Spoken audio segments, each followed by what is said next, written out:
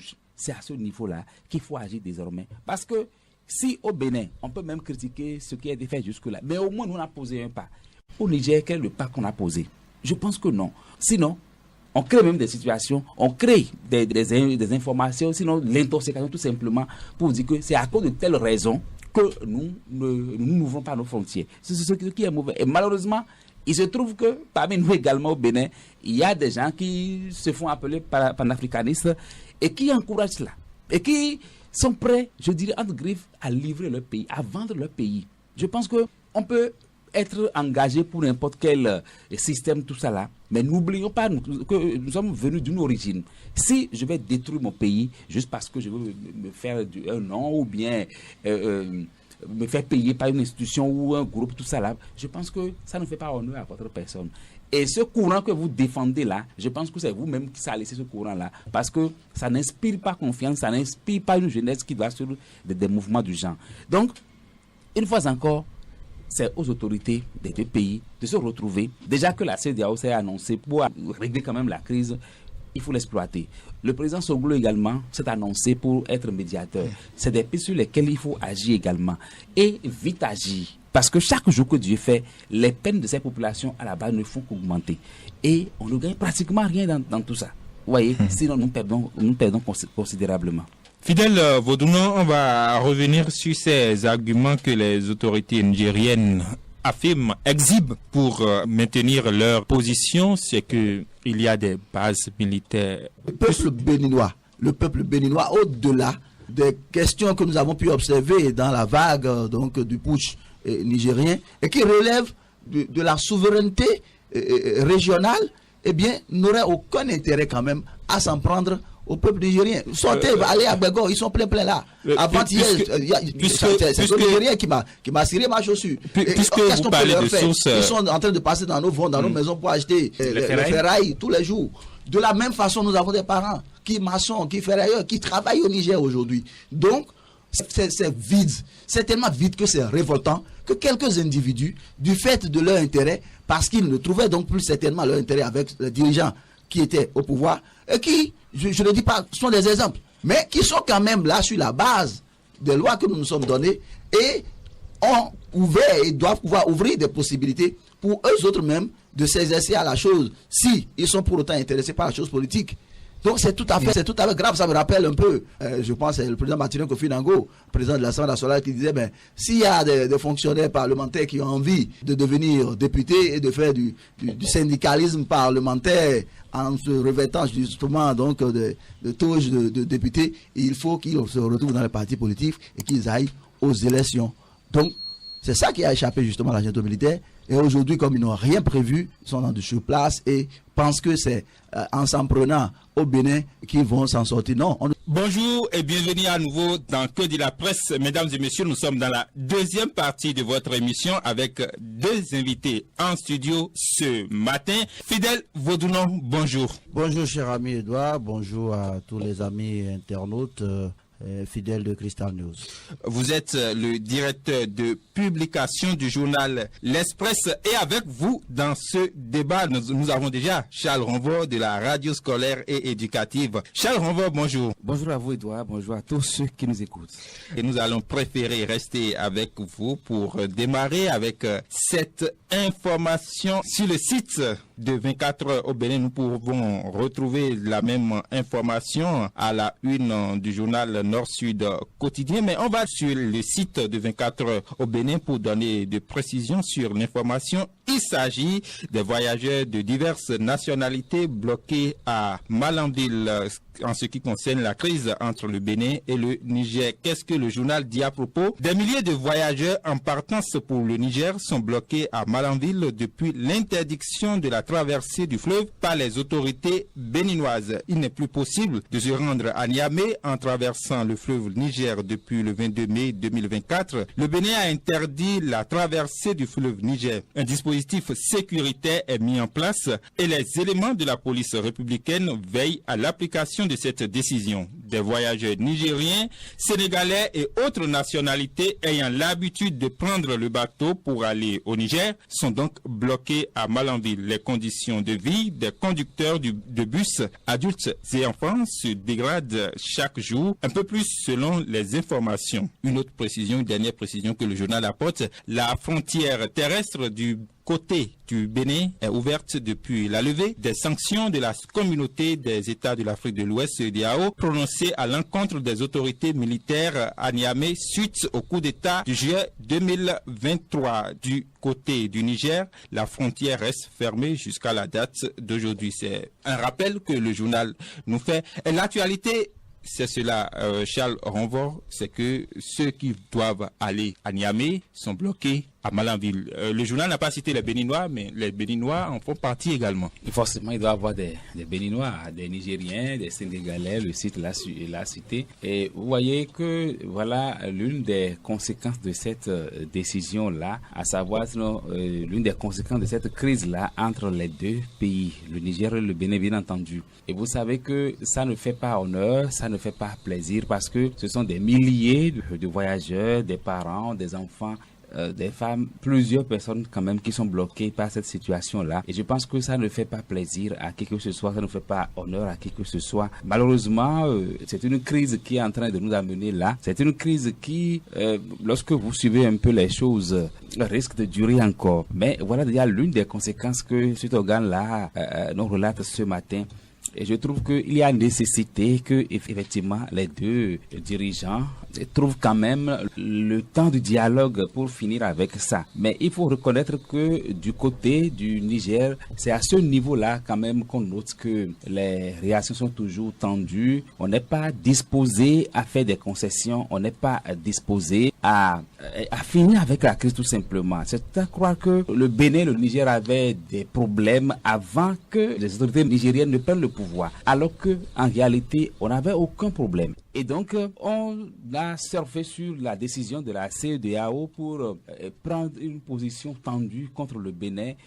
Je pense que ça laisse un peu à désirer. Et malheureusement également, les tentatives de règlement, sinon parfois du côté du Bénin également, parce que le chef de l'État a eu à poser des actes qui quand même prouvent que nous sommes disposés au dialogue, nous sommes disposés à ce que cette crise-là prenne fin. Mais du côté du Niger, on ne voit aucune ligne bouger. Et c'est ça qui inquiète en réalité.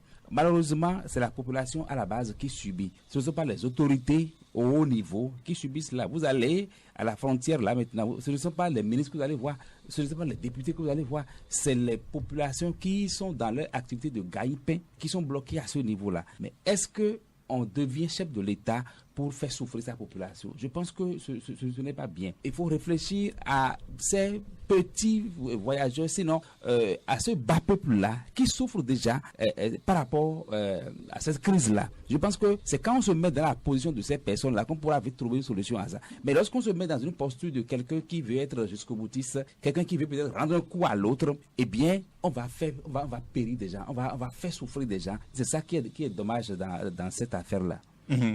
Fidèle Vaudouno, on sait, le Niger qui en griffe sans tête, et puis le Bénin aussi qui revient, on peut dire, en interdisant la traversée du fleuve Niger, empêchant les gens ici de se rendre à Niamey. Est-ce que c'est une réponse qu'il fallait? Si cher ami Edouard, je ne sais pas si c'est véritablement d'une réponse qu'il s'agit ou qu'il s'agit quand même d'une décision régalienne de l'État béninois en matière de sécurité des personnes et des biens, parce que vous parlez de la traversée du fleuve Niger qui n'a jamais été véritablement un circuit de transport officiel, ça vous voyez. Sinon, on n'aurait quand même pas parlé de trafic de produits vivriers par ce fleuve-là. Moi, je voudrais qu'on regarde un peu derrière. Je voudrais déjà surfer sur la chute de mon ami Charles, qui parle quand même de cette souffrance qu'on inflige aux populations. J'étais en train de lire un article sur le site de Le Devoir pour étayer en fait son analyse qui dit que le phénomène de gouvernance antidémocratique divise la CEDEAO, compromet la légitimité du bloc économique et réduit ses chances de réussite à long terme. Donc, ce serait un peu trop réducteur de ne voir la chose qu'à l'aune d'une guéguerre entre le Niger et le Bénin. C'est toute la sous-région qui en pâtit véritablement. Mais si nous revenons en arrière, comme je le disais tout à l'heure, nous nous rendons compte que la première personne à avoir fermé ses frontières, c'est quand même le Niger. Et ça, nous ne le disons pas assez. C'est les militaires, après avoir justement déposé le président Tiani, qui ont justement fermé les frontières. Pas que terrestres. Est-ce que vous voyez? Et attendent maintenant de rouvrir avec ceux qu'ils estiment être favorables justement à leur nouvelle autorité établie. Parce qu'ils se sont sentis menacés. C'est tout à fait normal. Vous voyez, au Mali, ils étaient obligés donc de traficoter la constitution à leur guise, ou interdit pour aujourd'hui porter des actes attentatoires justement à leur gouvernance, passible même de mort pratiquement. Donc vous voyez, tout système travaille à sa sauvegarde, à sa survie. Et il se fait que ce système-là, aujourd'hui au Niger, n'a pas de nom. Et s'il y avait un nom, ça s'appelle putsch. Eh bien, quand ça s'appelle putsch, ça ne s'assied sur absolument rien. La seule chose et la plus changeante sur laquelle un tel pouvoir s'assoit, c'est la force. Et la force n'a jamais rien réglé. Donc, voilà en réalité le nœud de la question. Alors, quand vous avez fermé, alors même qu'on n'avait aucun problème, mais vous vouliez protéger un pouvoir que vous savez a priori antidémocratique, contre-productif, parce que forcément, il y aurait des levées de boucliers de part et d'autres, eh bien, ce n'est pas à vous aujourd'hui d'en vouloir à une organisation à laquelle vous avez toujours appartenu, eh bien, de venir aujourd'hui dire que, bon, voilà, ils ne sont plus crédibles, ils ne sont plus représentatifs, et vous en prendre à un voisin historique, un voisin naturel, à vous en prendre, j'allais dire, même à un peuple, à des peuples qui ont des relations séculaires de vieille date. Donc, c'est de cela qu'il s'agit. Alors, la situation a évolué. La situation a évolué. La CEDEAO a pris ses positions. Le Bénin s'est aligné, donc justement, derrière la décision de la CEDEAO, ce qui n'aurait pu être autrement, si nous sommes sérieux. Eh bien, c'est ce qui s'est fait. Eh bien, donc, après ça, la situation s'est améliorée. La situation a évolué et il a été question maintenant, eh bien, de ramener la balle à terre.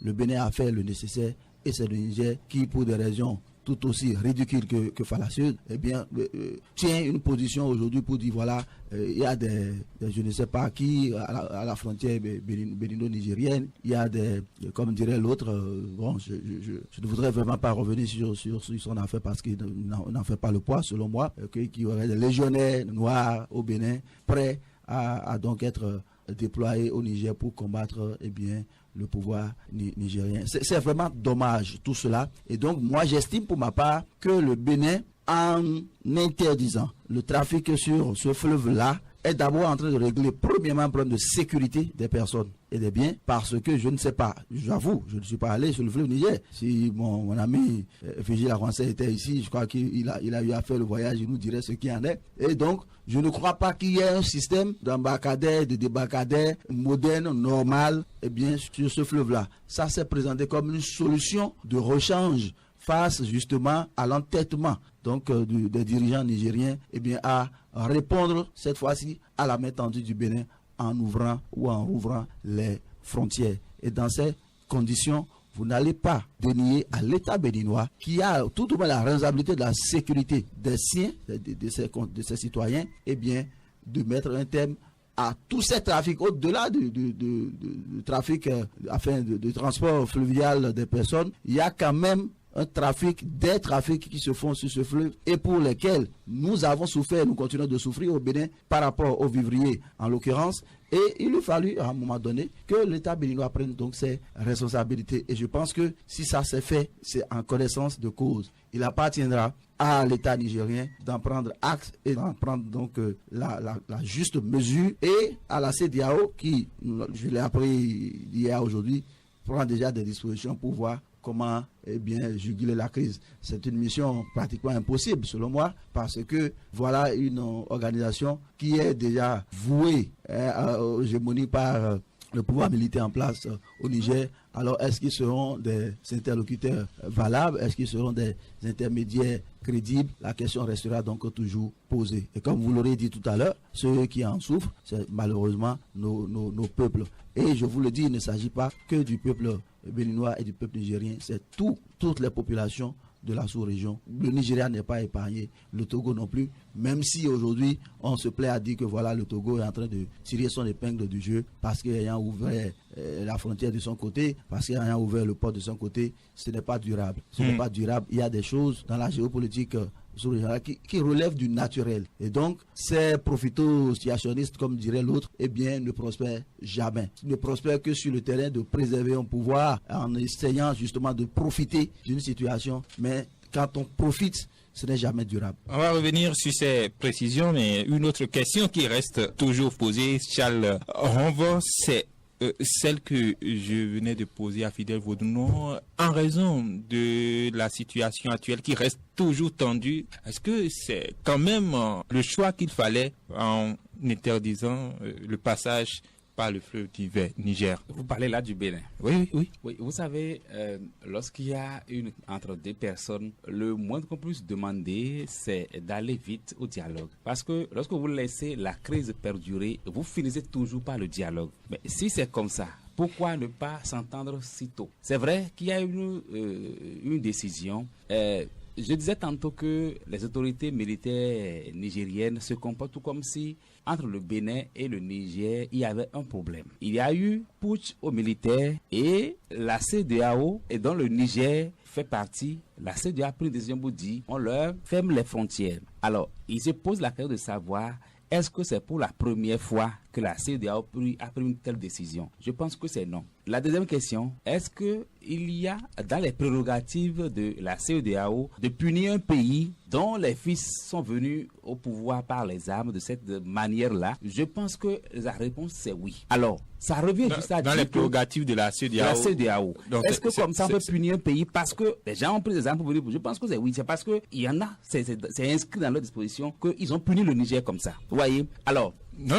Sinon, sur cette question, en attendant d'avoir beaucoup plus de précision, semble-t-il qu'il y a vraiment pas des dispositions de la CEDEAO qui permettent ces genres de sanctions? Pourquoi vous voulez, si vous permettez, Charles, c'est quoi vous voulez qu'il y ait des dispositions pour dire vous pouvez aller au désordre, ce qui n'est pas bon. Il n'y a pas de nom pour appeler ce qui n'est pas bon. Si déjà le Niger a opté pour un régime démocratique, aller au pouvoir avec les armes, c'est déjà puni. Voyez, ça ne respecte plus les dispositions démocratiques. Voyez, on s'entend sur ça. Maintenant, c'est dire que si au Bénin aujourd'hui, quelqu'un prend le pouvoir par les armes, la réaction de la CEDEAO sera presque la même chose. Voilà. Et donc, la CEDEAO pourrait demander également au Niger et à d'autres pays limitrophes de fermer ses frontières par rapport au Bénin pour l'obliger, en tout cas obliger ce Béninois-là, ces militaires-là qui ont pris le pouvoir par les armes. Cela revient à dire que on n'avait aucun problème. On a juste respecté une décision de la CEDEAO qui se trouve être une organisation sous-régionale. Voyez, maintenant, semble-t-il que le Bénin était plus radical que tous les autres, comme s'il y avait un problème personnel avec les putschistes. Qu'est-ce qui prouve que le Bénin a été radical? Est-ce que le Bénin a fermé très tôt ses frontières avant que la CEDEAO ne prenne la décision? Est-ce que lorsque la CEDEAO a levé ses sanctions, le Bénin ne s'est pas exécuté? Voilà des questions que je me pose. Si on n'en a pas connu, ça veut dire que les putschistes au pouvoir, c'est à croire qu'ils ont un problème personnel avec le chef de l'État béninois. Donc, s'ils ont un problème personnel, je pense que ça ne devrait pas aller, ça ne devrait pas toucher les deux pays. C'est ce qui est malheureusement, c'est ce qui a déploré en fait. Maintenant, revenons à votre question. Oui. Vous disiez tout à l'heure que, oui, rappelez-moi. Est-ce que c'est normal, en raison de la situation qui est tendue aujourd'hui, c'est normal d'interdire aux passagers de prendre part le fleuve Niger? Lorsque vous avez une situation avec quelqu'un, avec votre vis-à-vis, et vous posez les actes de manière à ce qu'on puisse aller à la fin de la crise, et l'homme, en tout cas celui avec qui vous avez affaire, lui reste tendu, lui reste fermé totalement. Mais je pense que vous posez également des actes pour l'amener à revenir sur sa position. Juste lui prouver que, en réalité, c'est pas parce que je cède à tout, c'est pas parce que je suis disposé au dialogue que je suis bête. Arrêtez, c'est pas que le Bénin est bête.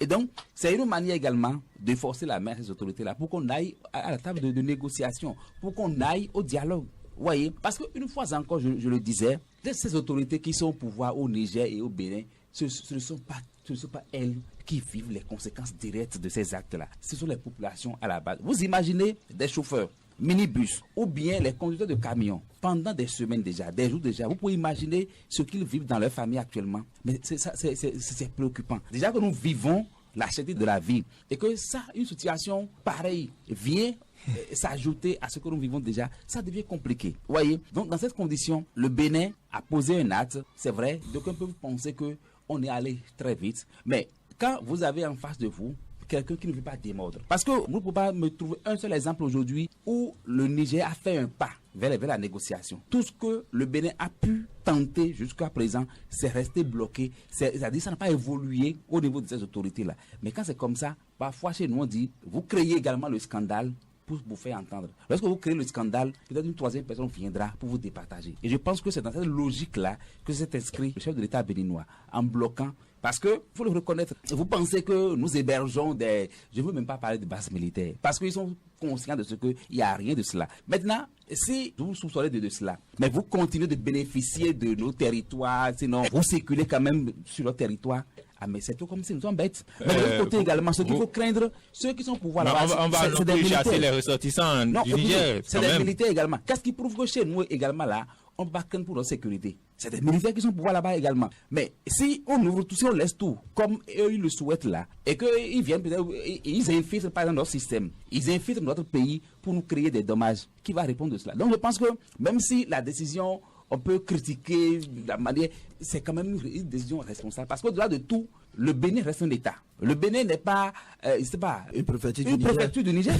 Non, et mieux, si vous le permettez, mais c'est parce qu'il y a les armes que le chef de l'État, Patrice Talon, parle avec Tiani aujourd'hui en termes de chef de l'État. Sinon, de façon constitutionnelle, il n'est pas chef de l'État. Vous m'excusez. C'est parce qu'il y a les armes. C'est parce qu'il y a les armes qu'aujourd'hui on parle de chef de l'État. Sinon, s'il n'y a pas les armes, il ne peut pas aller au pouvoir. Au Bénin, Patrice Talon est au Péchois, au palais de la Marina, en passant par les urnes. Ce sont les Béninois qui ont voté pour lui. Voyez. Mais de l'autre côté, on est venu au pouvoir par les armes. Donc, c'est deux choses différentes. C'est parce qu'on est obligé de le faire avec que ça se passe comme ça. Sinon, en temps normal, les deux ne peuvent pas parler en termes de chef de l'État. Parce que de façon constitutionnelle, Tiani n'est pas reconnu chef de l'État.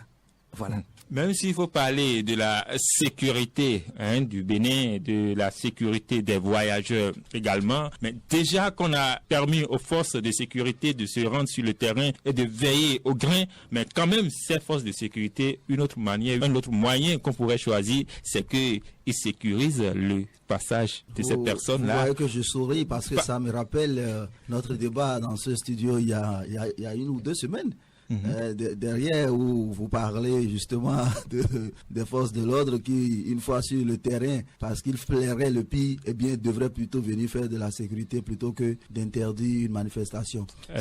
C'est des situations qui ne peuvent pas être opérantes du moins. C'est-à-dire qu'elles ne peuvent pas opérantes dans la mesure où les actions de sécurité sont pas comme ce que nous disons ici. Les professionnels savent comment ils s'organisent. Pour aller faire une action de sécurité, je pense que ça doit pouvoir être bien planifié et détailler les approches et détailler la mise en œuvre et même pouvoir évaluer l'impact donc de ces actions-là. Mais ce n'est pas de ça qu'il s'agit. Vous voyez, le droit international a ses règles. Au-delà des réciprocités que vous connaissez, que nous connaissons tous, il y a que le Bénin, comme disait Charles tout à l'heure, reste un État sérieux tout de même, qui a prouvé ces 8 dernières années, eh bien, tout le sérieux qu'on pourrait accorder à un État en termes de respectable. Il n'y avait pas de sérieux, c'est ça. Et donc, on ne peut pas, après avoir accordé ce que moi j'estime être un délai de grâce aux autorités militaires nigériennes, en fermant les yeux. Ce n'est pas comme si l'autorité avait disparu.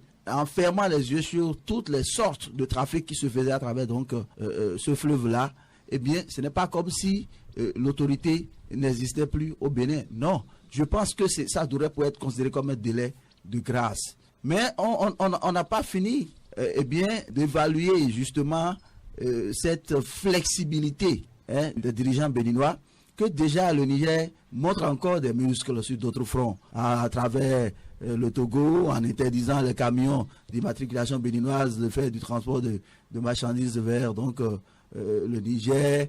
Il y a eu de ces querelles, de ces enfantillages à la limite qui créaient carrément de nouvelles dispositions dans les relations internationales en marge carrément du droit international. Et vous voulez que le Bénin, qui venait ainsi d'être accusé officiellement d'abriter des bases militaires françaises, ce qui, de loin, ne devrait même pas être objet de tant de quiproquos, parce que les relations militaires et les relations naturelles, je dirais même entre le Bénin et le Niger, ne datent pas d'aujourd'hui. Et je pense que la moindre des choses, quand vous êtes en faiblesse, c'est même de solliciter de la part et donc d'une puissance de bien rester à côté de vous pour dissuader vos éventuels ennemis. On pourrait faire le débat sur le panafricanisme, sur l'impérialisme français et tout le reste après. Mais voilà, déjà sur le principe justement de l'autodétermination d'un État, cela reste une option tout de même ouverte. Mais cela dit, il y a les autres pays limitrophes qui pouvaient vous aider à vous sécuriser. Je voulais parler de puissance militaire. La puissance militaire, ce n'est pas ce que nous disons, ce n'est pas en termes de voisinage, c'est en termes de puissance véritablement militaire, de l'arsenal militaire que vous avez et de toute la stratégie géopolitique et militaire que vous avez pour pouvoir... On peut revenir sur ça pour élucider cette question-là, mais allez-y. Et donc, le Bénin qui venait ainsi d'être accusé à tort d'abriter des bases militaires ne pouvait quand même pas continuer par fermer les yeux sur toute cette sorte de trafic qui s'opérait sur le fleuve Niger et qui, du jour au lendemain, pourrait donc nous revenir à la figure avec les déclarations de nos fameux panafricanistes d'une nouvelle génération, eh bien, pour dire que voilà, on a pu envoyer les légionnaires de peau noire par le fleuve Niger pour aller attaquer les putschistes nigériens, par exemple. Alors, il faut, au-delà de notre propre sécurité, au-delà de la sécurité des personnes, parce qu'on ne sait pas les conditions dans lesquelles le transport des gens, enfin des hommes, se fait sur ce fleuve-là, il y a quand même des options stratégiques qui doivent permettre au Bénin de mettre toutes les chances de ton côté au cas où de nouvelles accusations, eh bien, nous tomberaient dessus. Donc c'est aussi banal, aussi simple que ça. Et quand nous faisons le débat sur la question de la fermeture des frontières, moi, c'est un débat qui me chagrine un peu. Parce qu'on met tout sur la tête de Patrice Talon, on met tout sur la tête des autorités béninoises. Un peu comme si c'est nous qui avons fait un putsch ici et avons fermé premièrement, eh bien, la frontière. Non, c'est eux qui ont fait leur putsch. Et ils ont eu leur raison. Ils ont fermé la frontière. Il n'y a aucune raison à l'exercice de la violence. L'exercice de la violence, de la force, n'a jamais été prouvé nulle part. Je ne sais pas dans quelle école on enseigne ça. Non, parce que vous parlez de putsch, ils ont la raison de leur putsch. C'est bien ça. Alors, quand on l'a fait ainsi, et qu'on se rend compte qu'on n'avait rien prévu, et qu'on est dans le saupoudrage, on est dans l'improvisation tous les jours, au mépris de la souffrance et des populations, eh bien, il faut à un moment donné, eh bien, baisser la garde et savoir négocier. Et la négociation d'État, ce n'est pas la négociation militaire, c'est aussi ça le problème. Et j'ai comme l'impression que nous sommes face à un pouvoir nigérien qui apparemment se retrouve dans le creux de la vague et puis il ne sait plus trop à quoi s'en tenir, et donc les décisions sont prises de ça et là dans une forme d'auto-victimisation, de crainte, je dirais même à la limite de paranoïa. Voilà, ils viennent par là. Voilà, ils viennent par là, ils vont nous attaquer. Exactement comme eux-mêmes, ils ont eu à le faire. Il ne reste, je ne sais pas s'ils l'ont déjà fait, qu'ils puissent mettre les dispositions dans la Constitution, comme c'est déjà le cas au Mali, pour mettre les verrous pour que plus jamais personne ne s'essaye à un coup d'État dans le pays. Parce qu'il a été maintenant prouvé que les moyens qu'utilisent les gens pour accéder au pouvoir, les moyens tordus pour la plupart, eh bien, ils font tout pour remettre ces moyens-là en cause afin que plus personne n'essaye ce qu'eux ils ont essayé pour être au pouvoir. Et c'est le cas de ces putschistes-là, et c'est bien dommage qu'ils infligent cette souffrance. Parce que ce que nous ne voyons pas, vous et moi, c'est cette souffrance des peuples nigériens. Mais la communication militaire, la propagande militaire, eh bien, ne nous permet que de voir des populations qui soutiennent la junte militaire au pouvoir, des populations qui dénient au Bénin le droit de se défendre ou bien de protéger aussi quand même ces populations, oubliant que aussi bien au Niger qu'au Bénin vivent les deux peuples de façon apaisée, sans aucun souci, sans même maîtriser de quoi il s'agit réellement entre le Bénin et le Niger. Et je pense que ceux qui ont aujourd'hui les cartes en main, entre guillemets, c'est encore une fois de plus les autorités nigériennes qui doivent pouvoir arrêter de se faire peur et permettre donc au peuple qu'ils prétendent, que ces militaires prétendent donc justement défendre, et bien de souffler un peu en facilitant les échanges de marchandises, en facilitant bien la bonne circulation des personnes, la libre circulation des personnes et des biens. Autrement, comme diraient vulgairement nos amis ivoiriens, ça frise la sorcellerie. Autre chose que nous ne voyons pas et que je voudrais que nous nous focalisions dessus, c'est, Charles Ronvo, la souffrance également des Béninois qui ont leurs affaires au Niger, en tout cas leur petit job, leur petit commerce au Niger, et autres voyageurs dont les journaux nous parlent ce matin. Mais curieusement, j'ai l'impression que tous dans ce studio, vous ne faites que tirer sur les autorités nigériennes. Oui. Non, mais vous savez, ce sont les autorités qui entretiennent cette crise-là. Si il doit y avoir des gels, même ce matin, les militaires au pouvoir, ils ont tout le pouvoir pour le faire. Il suffit juste de dialogue avec les autorités béninoises. Et puis c'est terminé. On s'entend sur un minimum et la vie continue. Il n'y a que ça. Et une fois encore, ces autorités-là ne vivent pas le calvaire de la population. Je connais un monsieur qui conduit les gros camions là, mais ça fait déjà des jours qu'il est à la maison. Parce que le véhicule est bloqué quelque part. Il ne peut pas aller. Il ne peut pas faire demi-tour également. Parce que c'est déjà chargé et c'est pour une destination bien reconnue. Vous voyez, dans ces conditions, il faut imaginer les produits qui sont à l'intérieur, qui vont rester là et pourris. Le marchand qui a payé, comment il a pu avoir l'argent pour payer? Il faut se demander, il faut se poser des questions. Mais c'est peut-être quelqu'un qui est allé consentir un prêt dans une institution financière. Comment il va rembourser? C'est des questions qu'il faut se poser. Le chauffeur, sinon le conducteur qui est à la maison, comment il va nourrir sa femme? Comment il va nourrir ses enfants, sa famille, tout simplement? C'est des questions, c'est des problèmes auxquels il faut réfléchir. C'est en cela que je trouve que, loin de ces autorités-là, les conséquences de cet acte-là, c'est d'abord les populations à la base. Vous voyez, des gens qui ont des difficultés à assumer les charges personnelles. C'est de cela qu'il s'agit. Et maintenant, d'autres conséquences peut-être là, les gens vont oser peut-être à franchir les barrières, oser à trouver des voies de contournement au risque de leur vie. Parce qu'il s'agit du fleuve. Il s'agit bien entendu du fleuve. Mais c'est avec tous les risques qu'il faut. Parce qu'en s'engageant comme ça dans un voyage fluvial comme ça, avec des moyens de bord, des moyens de voyage sans commodité, eh bien c'est votre vie que vous mettez en danger, juste parce qu'on veut manger. Donc, je trouve que à ces commerçants, à ces populations, tout simplement, il faut avoir un regard à tout. Parce qu'il y a des gens qui se sont installés uniquement au niveau de ces frontières-là et qui ne vivent que des allers-retours, du passage de ci, de cela. Des gens qui ne sont là que pour vendre un peu quelque chose, pour trouver à manger. Mais mieux, il se pose également un problème de santé. Vous imaginez des gens qui sont entassés là depuis, des gens qui passent tout le temps. Et vous voyez un peu ce que représentent les moustiques aujourd'hui. Pourraient avoir donc des problèmes de santé. Des gens qui peuvent même développer des caprices, qui peuvent même développer des comportements peu recommandables. Parce que la situation le permet. Vous voyez, et ça va multiplier des maladies, ça va multiplier des parasites, tout ça là. Donc je pense que c'est un problème crucial auquel il faut réfléchir. Il ne faut pas laisser ça trop durer. Parce que, une fois encore, c'est du côté du Niger qu'on trouve que les gens, aucune ligne ne bouge. C'est à ce niveau-là qu'il faut agir désormais. Parce que si au Bénin, on peut même critiquer ce qui a été fait jusque-là, mais au moins nous on a posé un pas. Au Niger, quel est le pas qu'on a posé? Je pense que non. Sinon, on crée même des situations, on crée des informations, sinon l'intoxication tout simplement, pour dire que c'est à cause de telles raisons que nous n'ouvrons pas nos frontières. C'est ce qui est mauvais. Et malheureusement, il se trouve que parmi nous également au Bénin, il y a des gens qui se font appeler panafricanistes et qui encouragent cela. Et qui sont prêts, je dirais, entre griffes, à livrer leur pays, à vendre leur pays. Je pense qu'on peut être engagé pour n'importe quel système, tout ça là, mais n'oublions pas que nous sommes venus d'une origine.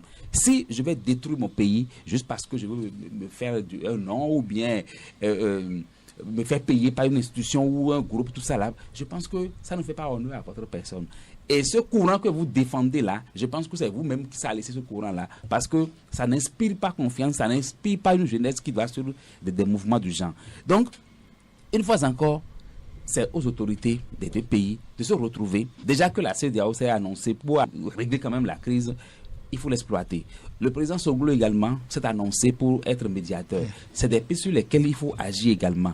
Et vite agir. Parce que chaque jour que Dieu fait, les peines de ces populations à la base ne font qu'augmenter. Et on ne gagne pratiquement rien dans tout ça. Vous voyez, sinon nous perdons considérablement. Fidèle Vaudounon, on va revenir sur ces arguments que les autorités nigériennes exhibent pour maintenir leur position. C'est qu'il y a des bases militaires françaises au Bénin. Peut-être une base, je n'en sais rien. Vous en parlez tout à l'heure. Est-ce que malgré toutes les informations, toutes les précisions qu'on a eues de ça et là, on peut affirmer ou croire qu'il n'y a pas cette base militaire au Bénin? Je vous ai dit tout à l'heure que pour moi, c'est au-delà des contingences géopolitiques ou géostratégiques, si on peut le dire ainsi. J'estime que la coopération entre le Bénin et la France, pour ce que cette coopération a pu être devant l'histoire, depuis des lustres, aurait pu servir de ferment à l'avènement d'une base militaire au Bénin, une base militaire française au Bénin. J'espère que je me fais bien comprendre. Oui, allez-y. Et que si la chose était réelle, moi personnellement, je l'aurais compris. Parce qu'aujourd'hui, on fait le débat à l'aune d'un panafricanisme arrangé. Je dis arrangé parce que quand on prend l'exemple du président Patrice Talon, il nous aura donné la preuve, bien des preuves de son panafricanisme, ne serait-ce qu'à travers la libre circulation des personnes et des biens, l'accès du Bénin à un certain nombre de pays africains et même du monde. Alors, de quel panafricanisme voudrait-on nous parler quand on est intéressé? Vous le savez, la notion élémentaire chez nous en journalisme, c'est que tout informateur est un manipulateur. Alors pourquoi on s'efforce de nous informer de ce qui serait? Pourquoi voudrait-on nous faire croire qu'on en sait plus que nous sur ce qui se passe sous notre toit que celui qui est à des kilomètres de nous et qui va prendre ses commissions pour venir justement faire ces constats bizarres? Justement. Alors j'estime que parce que les putschistes perçoivent les Français comme l'ennemi direct qui cherche à les abattre. Les vrais ennemis du Niger, ce sont les Nigériens. Et si nous laissons les intimidations à base des armes, et un jour ou l'autre, je suis sûr que c'est le peuple nigérien dans son autodétermination qui arrivera à bout justement de ces oppresseurs. C'est de cela qu'il s'agit en réalité. Parce que ce que moi, je vois là, ce que nous observons là, ce n'est qu'un changement de maître, entre guillemets. Ce n'est qu'un changement de maître. Au moins, dans l'autre cadre, on avait des éléments d'appréciation où on peut estimer que oui, ils sont en train de faire ceci, ils sont en train de faire cela. Mais aujourd'hui, vous êtes au courant de quoi? Les échanges entre la Russie et le Niger, qu'est-ce que vous en savez véritablement? Ils sont où les panafricains? Quand on nous parle on parle de cargos d'or qui traversent l'Atlantique, qui se retrouvent je ne sais pas où, par exemple, ils sont où les panafricains en ce moment-là? Donc, personnellement, moi, je ne suis pas contre l'autodétermination du peuple africain qu'on nous vend, mais il faut que cela se fasse véritablement dans une certaine dynamique, je vais dire, transparente. Transparente parce qu'aujourd'hui, eh bien, les ingrédients sont réunis pour nous donner la preuve que ceux-là sont venus justement prendre pour eux, comme on dit chez nous. Alors, je voudrais revenir sur la question que vous m'avez posée au départ pour dire que donc, si éventuellement, base militaire il y avait au Bénin, cela se comprendrait. Ce n'est que mon opinion à moi. Mais il se fait que ce n'est pas de cela qu'il s'agit aujourd'hui. Mieux, le journaliste français qui a fait son travail, et ça quand même, ça sort de l'ordinaire. C'est un Français qui a fait ce travail-là, qui mettait pratiquement à genoux l'armée française par rapport à sa présence en Afrique. Mais au-delà de tout, ce n'est pas comme si cette armée-là débarquait dans nos pays à notre insu. C'est de cela qu'il s'agit. Mais celui-là qui a fait son travail vient pour dire non, il n'en est rien. Ce n'est pas de cela qu'il s'agit. Vous ne pouvez pas exploiter ma production à des fins propagandistes. Et pourtant, des enfants du Bénin, enfin, des prétendus enfants du Bénin, parce que j'estime pour ma part qu'un réel enfant de ce pays, fier de son histoire, ne peut s'en prendre à ce pays-là parce que il y a quand même je vais pas dire une malédiction, une bénédiction qui couvre le Bénin sur tout enfant de ce pays qui lèvera justement un bras oppresseur ou un bras de guerre contre ce peuple. Et c'est là où je suis totalement gêné par l'attitude donc d'un certain nombre de citoyens ou de concitoyens qui, en quelque sorte, apportent leur caution à ces commérages-là. Non, le peuple béninois, au-delà des questions que nous avons pu observer dans la vague donc du putsch nigérien et qui relèvent de la souveraineté régionale, eh bien, n'aurait aucun intérêt quand même à s'en prendre au peuple nigérien. Sortez, allez à Bego, ils sont plein là. Avant-hier, c'est le Nigérien qui m'a ciré ma chaussure. Puisque vous parlez de sources... Ils sont en train de passer dans nos ventes, dans nos maisons pour acheter les ferrailles tous les jours. De la même façon, nous avons des parents qui maçons, qui ferrailleurs, qui travaillent au Niger aujourd'hui. Donc, c'est vide. C'est tellement vide que c'est révoltant que quelques individus, du fait de leur intérêt, parce qu'ils ne trouvaient donc plus certainement leur intérêt avec les dirigeants qui étaient au pouvoir, et qui, je ne dis pas, sont des exemples, mais qui sont quand même là sur la base des lois que nous nous sommes données et ont ouvert et doivent pouvoir ouvrir des possibilités pour eux autres même de s'exercer à la chose, si ils sont pour autant intéressés par la chose politique. Donc c'est tout à fait grave. Ça me rappelle un peu, je pense, le président Martin Kofi Nango, président de l'Assemblée nationale, qui disait, s'il y a des fonctionnaires parlementaires qui ont envie de devenir députés et de faire du syndicalisme parlementaire en se revêtant justement donc de touches de députés, il faut qu'ils se retrouvent dans les partis politiques et qu'ils aillent aux élections. Donc c'est ça qui a échappé justement à la junte militaire. Et aujourd'hui, comme ils n'ont rien prévu, ils sont dans de surplace et pensent que c'est en s'en prenant au Bénin qu'ils vont s'en sortir. Non, on ne s'en prend pas au Bénin. En tout cas, moi, mon pays, on ne s'en prend pas à ce pays-là parce que ce pays a une âme. Ce pays a une âme. Nous pouvons nous chamailler à l'intérieur. On finit toujours par s'entendre. Mais si ça vient de l'extérieur, eh bien, ça échoue et ça échouera toujours. Charles Renvoi, Fidèle Vaudounon parlait de sources tout à l'heure qui affirment qu'il y aurait cette base militaire française au Bénin. Mais il y a cette analyse de la situation que la RTN, c'est une télévision du Sahel, qui fait allusion à la conférence de presse conjointe animée par les militaires français et les militaires béninois. Et selon les chefs de l'armée française, il n'y a pas une base militaire française permanente au Bénin. On a insisté sur le mot permanent. Mais bon, selon les autorités béninoises, il n'y a pas de base militaire. Alors on se demande la vérité où, lorsqu'on sait que les Français ont leur stratégie et quand on dit la base n'est pas permanente, il y a toujours à fouiller.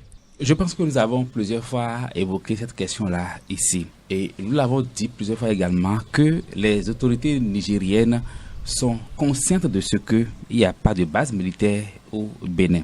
Vous savez, le porte-parole du gouvernement a dit que la base militaire, une base militaire n'est pas une aiguille, ce qui est connu. Mais une base militaire, il faut des appareils, il faut des machines, il faut au moins un aérodrome. Vous voyez, mais c'est des choses qui sont quand même bien connues. Si la base n'est pas permanente, bon, on n'a pas besoin de tout installer, n'est-ce pas? Je pense qu'il faut s'en tenir aux autorités qui nous dirigent. Parce que je ne conçois pas qu'un pays, parce que nous avons des difficultés, nous avons des problèmes à régler avec eux, ils inventent des informations qui nous envoient.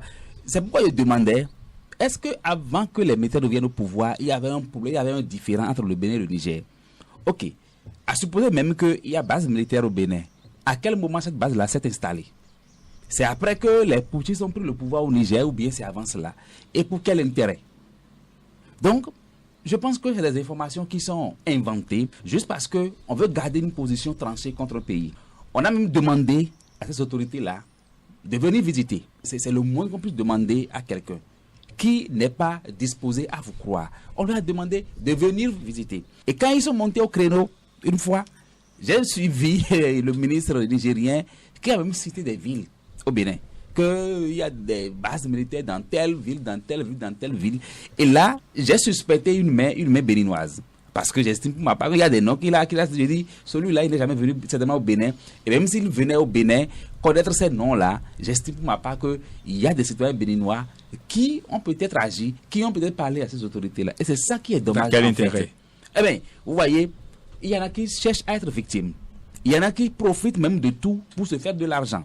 Il n'est pas exclu que des citoyens béninois prennent contact avec ces autorités-là et leur disent oui, c'est vrai, continuer, dire ceci, juste parce qu'on veut avoir de la pitance, juste parce qu'on veut avoir de l'argent. Voyez, qu'est-ce qui prouve que les Béninois, effectivement, il n'y a pas des autorités, il y a sinon des citoyens béninois qui alimentent même, je dirais, cette crise-là entre les deux pays. Il faut vérifier. Voyez, donc c'est en ça que je demande si parfois ceux-là, la fibre patriotique là, continue quand même encore de vibrer dans leur sang. Parce que on dit chez nous que même si on te tape en ville là, il faudrait que tu reviennes chez toi. Mais si tu vends ta maison, tu vends ton pays, je ne sais pas si en quittant le Bénin, parce que en temps le Bénin est détruit, si c'est au Niger qu'on sera à l'aise. Je ne pense pas. Et si le Niger était un pays aussi paisible, aussi stable que ça, les militaires ne seront pas au pouvoir là. Donc je pense que il y a deux choses qu'il ne faut pas comparer. Nous avons nos problèmes effectivement au Bénin, mais ça ne nous amène pas à vendre notre pays, sinon à détruire l'image de notre pays de cette manière-là. Non. Donc, vous allez observer que, hormis ceux-là qui sont peut-être des opportunistes, toutes les autorités qui sont intervenues, au-delà de tout, arrivent quand même à reconnaître que, mais le Bénin reste le Bénin. On ne peut pas livrer notre pays parce que on nous accuse de ceci. Non. J'ai suivi l'ancien président de la Cour constitutionnelle, Maître Robert Dossou. Voilà. Vous avez suivi également. D'aucuns pensaient que oui, il allait peut-être accuser la position du chef de l'État, mais tel n'a pas été le cas. Donc, au-delà de tout, le Bénin reste le Bénin. On ne peut pas, au nom de ce que, mais nous, on n'est pas fait pour que chaque fois que soit celui-là qui respecte tout, ou bien qui se met qui sert de ses pieds aux autres, non. Donc, je pense que c'est une question de gouvernance, c'est une question de moralité entre les deux pays. Les deux doivent s'entendre pour le. On a besoin du Niger, le Niger a aussi besoin de nous. C'est à croire que quand les gens prennent les décisions, tout ça, ou bien quand ils restent tendus sur leur position, c'est à croire que le Bénin a tellement besoin du Niger où, quand ils prennent ces décisions-là, nous on ne peut plus vivre. Mais c'est faux. Ce sont les deux pays qui ont besoin c'est-à-dire l'un de l'autre, c'est comme ça. Si s'inscrit dans cette logique-là, on va faire souffrir la population. Et mieux, ceux-là qui ont pris le pouvoir là-bas, c'est pas que je m'injecte dans leurs histoires. Les problèmes, sinon, l'ambiance qu'ils entretiennent avec un pays comme le Bénin, là, est-ce que vous pensez que ça leur permet d'apporter le bien-être qu'ils veulent là, apporter au peuple nigérien? Non. En réalité, ça ne permet pas de travailler, ça ne permet pas d'être à l'aise et de trouver les solutions aux problèmes des Nigériens. Parce que là, maintenant, chaque jour que Dieu fait, il faut réfléchir à qu'est-ce qu'il faut faire, quelle est la réaction que nous avons entendue du côté du Bénin, qu'est-ce qu'il faut faire pour faire la réplique. Mais quand vous pensez à tout ça, à quel moment vous allez régler les problèmes des Nigériens? Donc en réalité, il y a des gens qui sont venus au pouvoir, entre griffes, ont tenté de dire que on va faire le bonheur de la population, mais visiblement ils ne sont pas disposés à faire le bonheur. Depuis que ça a commencé là, qu'est-ce qu'on fait de façon concrète aux citoyens nigériens? Absolument rien. On rationalise les salaires. On ne peut pas être dans une crise comme ça là et produire quelque chose de bon citoyen. Vous ne voyez pas les documents officiels circuler sur les réseaux sociaux? Vous aussi, cher ami. On vous dira que ce sont les choses des réseaux sociaux. Non, je pense qu'il faut être sérieux. Si vraiment on est décidé, on est venu au pouvoir pour faire le bonheur d'un peuple là, c'est d'abord eux qui doivent courir à ces choses-là pour apaiser ces tensions-là et évoluer normalement, travailler pour le peuple nigérien pour qu'il y ait la paix au Niger. Je préfère rester avec vous, Charles Rombo, à moins que Fidèle Vaudounon a une chose à ajouter sur le sujet. Bon, pas grand-chose. C'est dire que vous avez pu lire dans la presse quand même aujourd'hui pour savoir quelle est la destination du pétrole nigérien. Oui, pour précision, c'est une autre société chinoise qui se situe en France, pas pour les Français. Vous savez, nous sommes aujourd'hui dans un monde globalisé. Et les enfants nous suivent. Il faut qu'on puisse leur donner les notions élémentaires sur ce qui est de la coopération déjà entre nous ici, ce qui est de la coopération entre deux pays et ce qui est de la coopération internationale. Aujourd'hui, nous sommes en train d'aller nous sommes en plein dans l'universalité, où les nationalités vont finir totalement par s'effriter, par se dissoudre dans la masse. Vous parlez de société chinoise. Qu'est-ce qui vous permet de parler de société chinoise?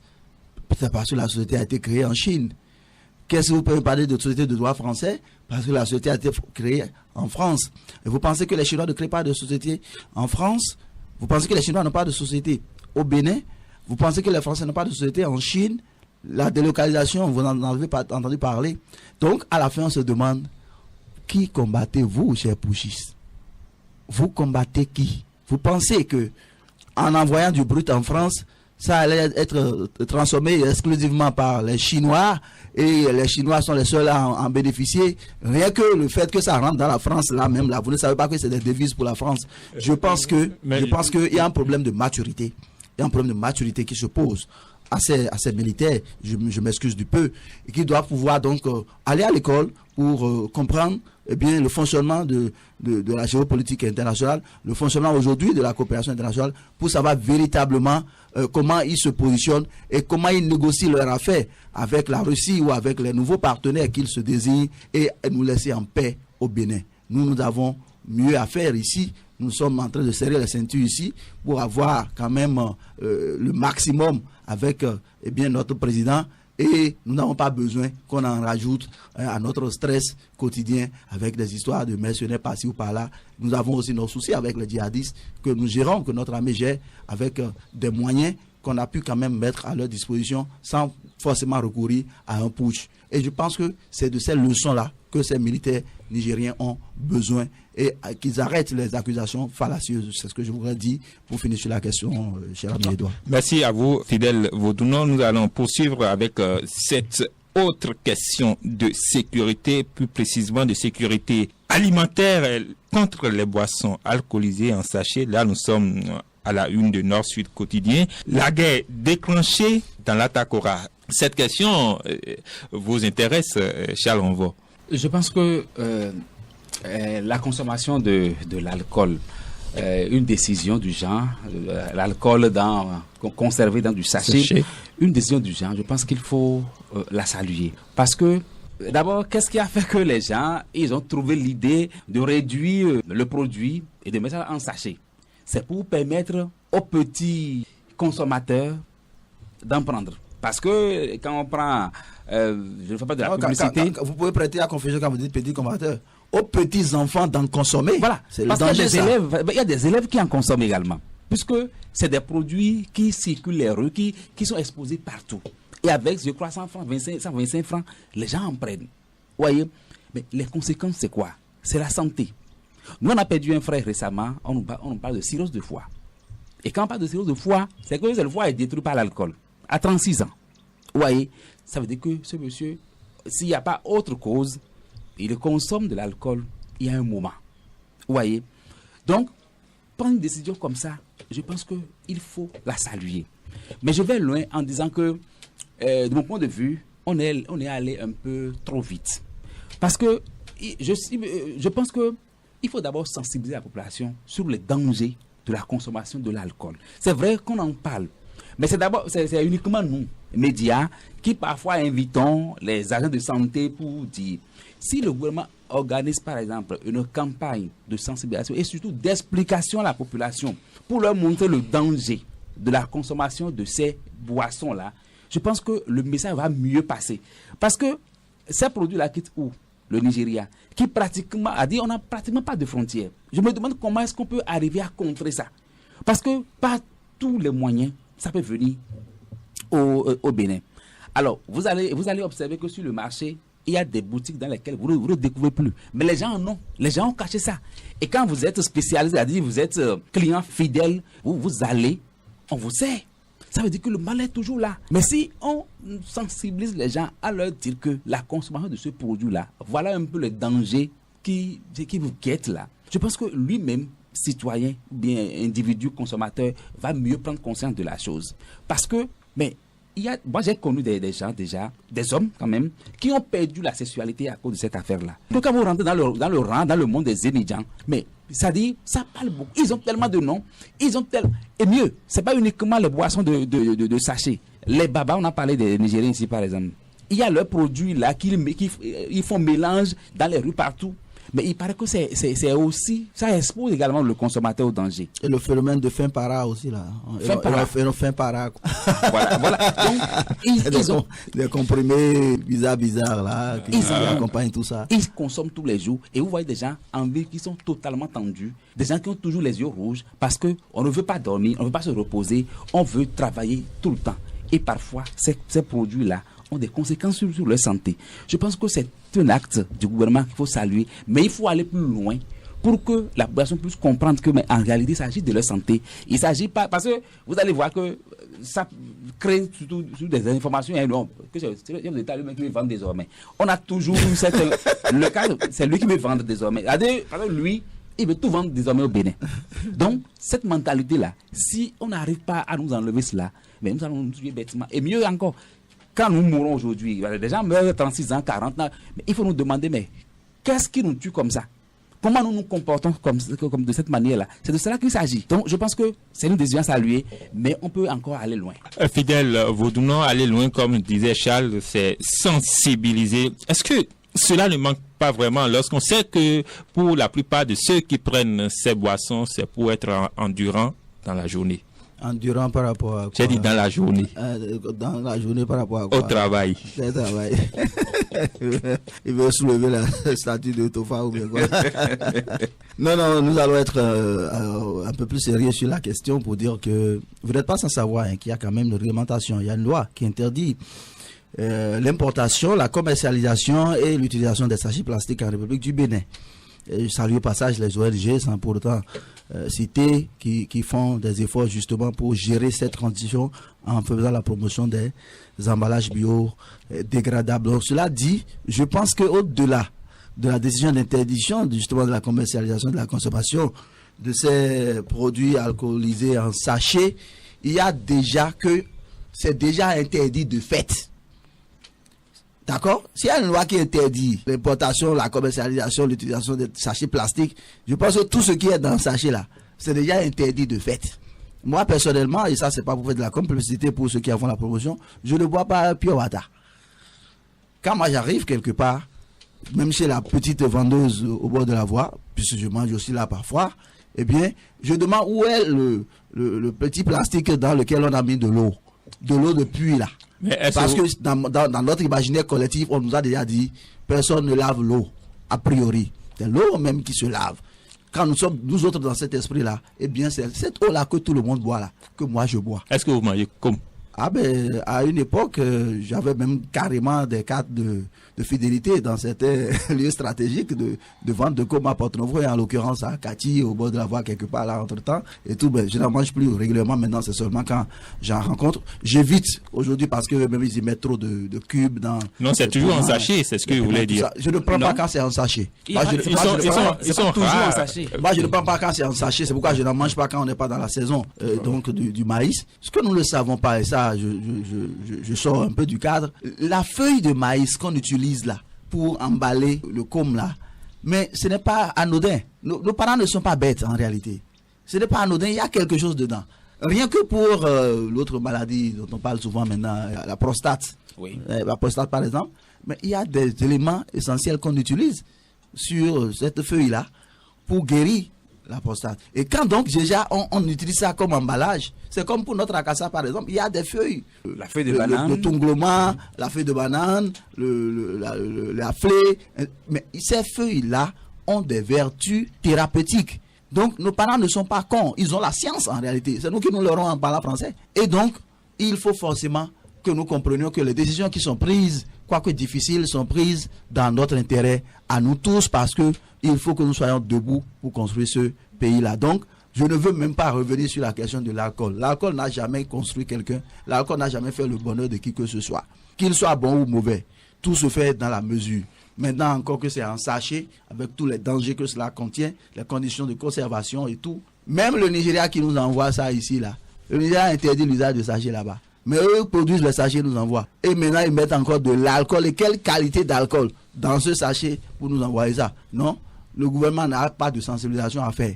Il faut interdire ça, il faut même réprimer ça pour que nous puissions être contraints de rester en vie pour participer au développement de notre pays. Je suis désolé de le dire de cette façon-là, mais il faut bien aller à ces extrêmes parfois pour, comme disait l'autre peut-être un peu plus maladroitement, faire le bonheur du citoyen malgré lui. Parce que l'enjeu, ce n'est pas lui, l'enjeu c'est le pays, et le pays a besoin donc de lui, pour peu que nous sommes convaincus que nous sommes dans la bonne voie. Cette répression, on la souhaite vivement parce que c'est une question de santé. Le temps est malheureusement parti, mais on va faire rapidement un tour de table sur cette question-là. Cette répression, on la souhaite parce que c'est une question de santé, mais on voit les autorités qui croisent les bras comme si ils ont un intérêt à ce que les gens meurent des conséquences du sachet. C'est ça, en fait, qui du sachet plastique. Crée le doute sur les interventions, sur la position, sur les décisions prises surtout par le gouvernement.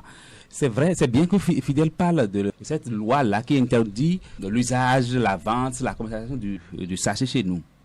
Vous savez que cette loi-là a été votée à l'Assemblée nationale. Et on a pris une décision dans le temps. On a même donné un délai pour les vendeurs, les marchands, tout ça là, de livrer. Mais dites-moi au Bénin, est-ce que vous avez jamais appris qu'on a arrêté une personne parce qu'il est commerçant de sachets? Moi, personnellement, j'ai fait un travail dans le temps. Et je suis allé vers le directeur départemental du cadre de vie. Nous avons sillonné des villes, même des marchés, dont Wando en ce moment-là. Et ils nous ont dit que dans le temps, ils sont dans une sensibilisation, histoire de demander aux grossistes de libérer leur cargaison, sinon leur stock, pour qu'on ne parle pas de mévente, tout ça là. Mais quand on a fait cette période-là, jusqu'à l'heure où je vous parle, il n'y a jamais eu une répression liée à cela. Mais c'est ça qui inquiète. Et vous allez vous demander, mais pourquoi ça s'est passé comme ça? Est-ce que ce sont les autorités elles-mêmes qui alimentent peut-être le marché de vente de sachets? On ne sait pas. Toujours est-il que le sachet continue d'être utilisé sur les lieux de cérémonie, dans les marchés, dans les écoles et partout. Donc le mal est toujours là. Mieux, la consommation de l'alcool. On l'a dit, qu'on ne s'arrête pas uniquement au niveau du sachet, de l'alcool dans le sachet. Même le sorabe qui est préparé chez nous, vous savez que désormais il y a des pratiques qui font que les gens ne préparent plus du sorabe avec le vin de palme. Et ça également, ça expose le consommateur au risque, au danger, tout ça là. Vous voyez, les sucreries, allez juste au marché de Wando là, il y a un peu de tout, des colorants. Il y a un peu de tout qui se passe, c'est-à-dire que les gens vendent et qui expose la santé du consommateur. La synthèse de sucre, il y a quelques gouttes dans la bassine et toutes les gens, les amis, les consommateurs qui aiment prendre du thé dans les rues, ils n'ont qu'à vraiment faire attention. Pas plus tard qu'hier, moi j'ai découvert un produit, on met ça dans l'eau, c'est tellement sucré. C'est tellement sucré que, si bien que quand vous servez ça avec du thé, vous pensez que c'est du lait, mais en réalité, ce n'est pas du lait. Encore que le lait, avec tout ce qu'on nous dit là aussi. Donc, il faut faire attention avec ce que nous mangeons dans les rues. Il y a tellement de produits sur le marché qui affectent dangereusement notre santé. Fidèle Vaudounon, la même question à vous. Qu'est-ce qui empêche la répression jusqu'ici? Vous savez, la répression n'est pas facile au Bénin. Vous en savez quelque chose. Mais on a fait la répression des castes. Tout le monde a commencé par porter castes et tout. Nous sommes en plein dedans. On voudrait aller étape par étape. On voudrait qu'on... Il y a des questions plus utiles, plus urgentes que d'autres. Donc, je ne sais pas. Je ne suis pas dans l'intelligence du gouvernement. Et je ne sais pas comment ça s'organise. Mais ce que je sais est qu'avec ce gouvernement, eh bien, c'est toujours planifié. Et ça finit toujours par nous arriver, même si nous sommes surpris, alors même qu'on ne doit pas être surpris. Je crois que cette loi dont je parlais... Il n'a qu'à parce qu'on est à moins de 2 ans. Je crois que cette loi dont nous parlons date de 2017, si je ne m'abuse. Cette loi sur la lutte contre l'importation, la commercialisation des sachets plastiques, par exemple. Donc, a priori, eh bien, nul n'est censé ignorer la loi. C'est ça le problème. Maintenant, la vulgarisation et tout ça dont vous parlez, les gens le font.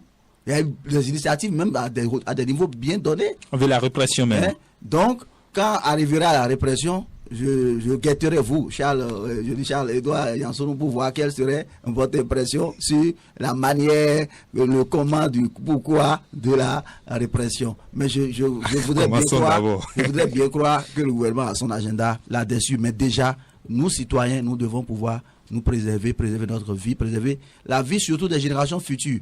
Parce que nous avons cette tendance égoïste à croire que nous faisons tout pour nous ici, là et maintenant. Non. Si ceux qui étaient là avant nous ont fait ainsi, on n'aurait pas pu bénéficier de certaines choses. Alors nous devons faire en sorte de laisser aussi quelque chose à la génération qui vient. C'est très important puisque cette génération ne nous est pas étrangère. Il s'agit de nos enfants, de nos petits-enfants. Donc c'est important. Le sachet plastique tue. Et ne tue pas que le sol, ne tue pas que l'écosystème, ça tue l'homme, ça stérile nos femmes. Donc, il est question que nous en prenions conscience sans attendre forcément la répression. Merci à vous, Fidèle Vaudounon. Je rappelle que vous êtes le directeur de publication du journal L'Express. Avec vous dans ce studio pour cette deuxième partie de Que dit la presse, nous avons reçu